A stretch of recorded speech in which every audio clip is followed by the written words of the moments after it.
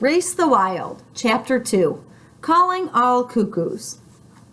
My dad laughed when he read the rules, Sage said, putting a scarlet hoodie in her backpack. He says it's hilarious that we can't use cell phones or computers. Adults assume we can't do anything without the internet, Mari added. There was a snap as she finished twisting a rubber band around her braid. I can't believe I have to leave my camera behind, Deb said with a sigh. Even worse, I had to trade it for an ANCAM.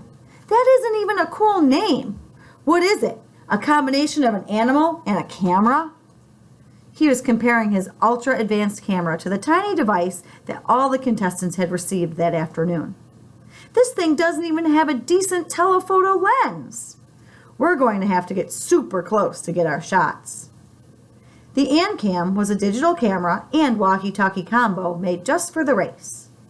All the race devices were set up to call only one number, the Wildlife Hotline.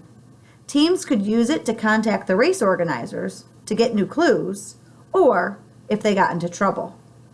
The organizers used the devices to send maps or other information to the contestants. At least the ANCAM is fair, Mari said. All the teams have the same stuff. And cell phones wouldn't get a signal in the Amazon anyway, Russell reminded them. If they did, Dev chimed in, I bet the green team would be calling their mommies every 5 minutes. Everyone laughed, even Russell. He could tell that Dev had just picked a team at random to make fun of. Dev wasn't trying to be mean, just funny. Russell hadn't told his teammates that he was friends with everyone on the green team.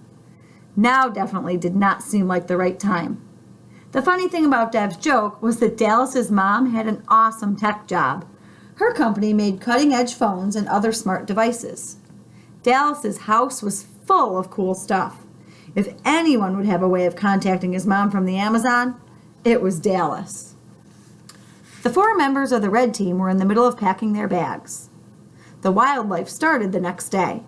They'd carry only a backpack during the race. The organizers would take the rest of their stuff to the next stop so it would be waiting for them. Marcia and Javier headed up the wildlife clothing and supply crew, and they were in the red team's bunkhouse advising the team on their wardrobe and gear.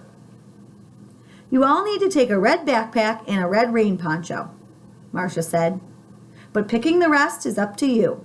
You get 20 pieces in all. Each team member could choose from a whole rack of athletic clothes and shoes. Since they were the red team, everything was in some shade of red. Is it good or bad that we're red? Russell asked. We won't be camouflaged. Other teams will totally be able to spot us. I'm more worried about getting lost, Mari replied. If we get lost, really lost, a bright red poncho won't help at all. What do we do then?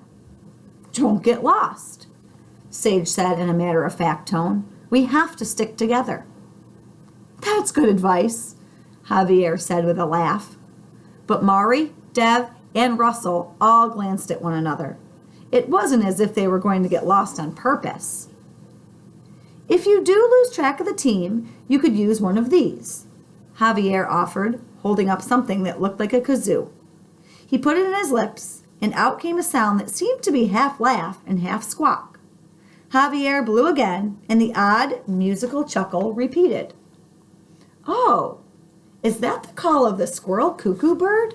Mari asked. Javier blinked several times and then stared at Mari. He looked down at the wooden instrument. Payana Kayana, he read out loud. Oh, yeah, Mari said. I think that's the scientific name for squirrel cuckoo. Javier turned the instrument in his hand. He rubbed his finger over a carving on the other side. What do you know? Squirrel cuckoo, he read. What? Dev questioned. I thought the squirrel and the cuckoo bird were 2 totally different animals. Mari, how'd you know that? I don't know, Mari responded. I probably saw it on TV or something. It has a very distinct call. She didn't look up, but instead investigated a number of tank tops, running her fingertips along the seams.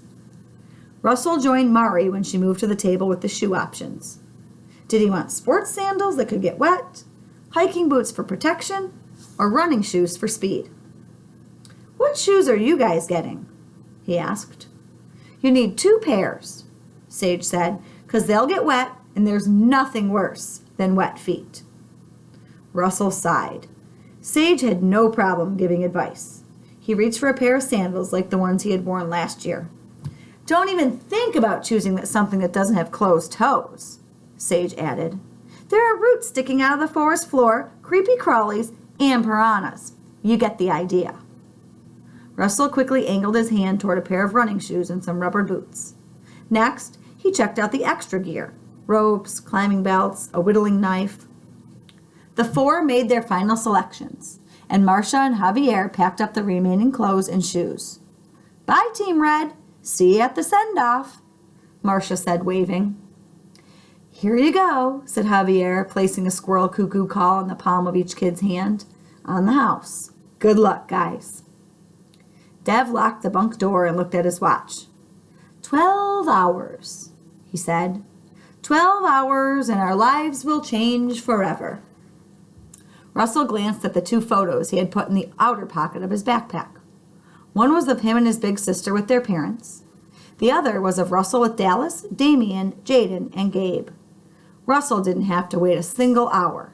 Some things about his life had already changed. Russell's brain still felt blurry, despite the fact that Sage had blown the squirrel cuckoo whistle over an hour earlier. Russell didn't need an hour to get ready. He needed more sleep.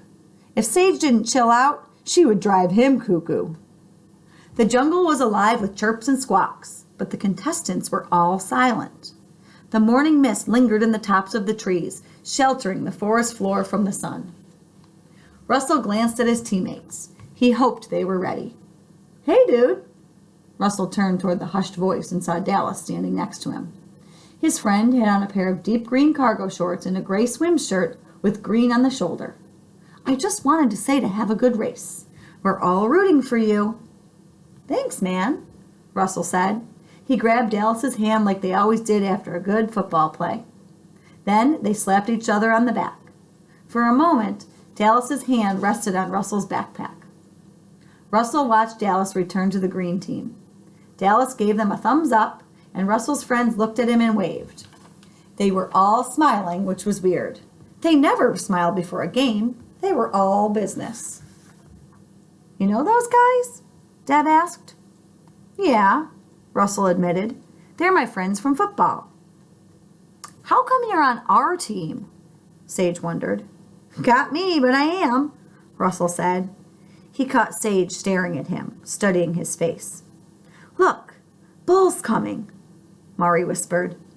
The teams instinctively moved into tighter clusters. The yellow team, 2 girls and 2 boys, wore matching lemon-colored polo shirts and khaki shorts. Next to the yellow team, the blue team looked like a varsity sports photo. They were all in athletic shorts and tanks with long, strong arms and legs. The purple and orange teams were gathered closer to the podium. To Russell, the orange team looked more like the red team, a good mix. The purple team was all girls. The green team was all boys. Even as he tried to get a sense of all the different teams, Russell realized they had one thing in common. They all wanted to win. Morning! Bull announced from behind his tree podium, and a very good morning it is.